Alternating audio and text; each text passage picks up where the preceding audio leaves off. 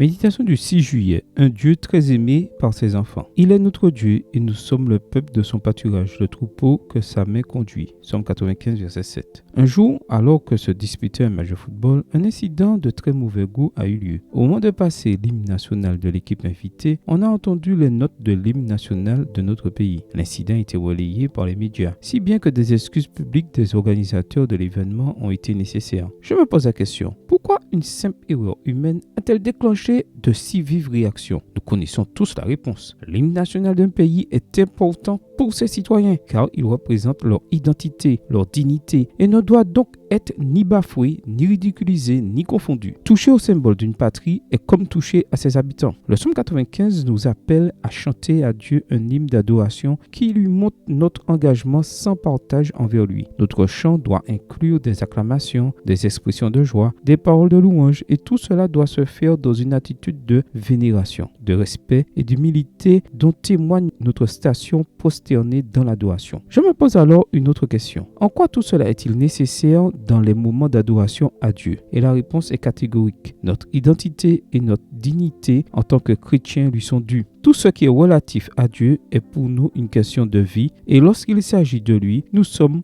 grandiloquents, expressifs et totalement engagés. Nous devons notre sympathie et notre amour pour l'Éternel à des choses qui dépassent les sentiments qu'inspire un pays ou ses symboles. Quelle que soit leur grandeur, lorsque nous disons qu'il est notre Dieu, ce que nous avons à l'esprit, c'est qu'il est plus grand que tout et que tous. Il est le roi des rois, le seul Dieu, le créateur du ciel et de la terre et de tout ce qu'il renferme. Notre Dieu mérite d'avoir des enfants et un peuple qu'il aime de manière visible, qu'il adore de manière publique et engagée. Et il le mérite parce qu'il a tout fait pour nous. Il n'a pas honte de son peuple et n'abandonne pas ses brebis. Il ne nous refuse pas sa puissance et nous comble toujours de ses bienfaits. Il est le berger qui nous guide et nous garde. Alors venons, acclamons-le avec joie. Chantons et adorons notre Dieu pour que le monde sache que nous l'aimons. Amen. Bonne journée à vous et que le Seigneur vous bénisse.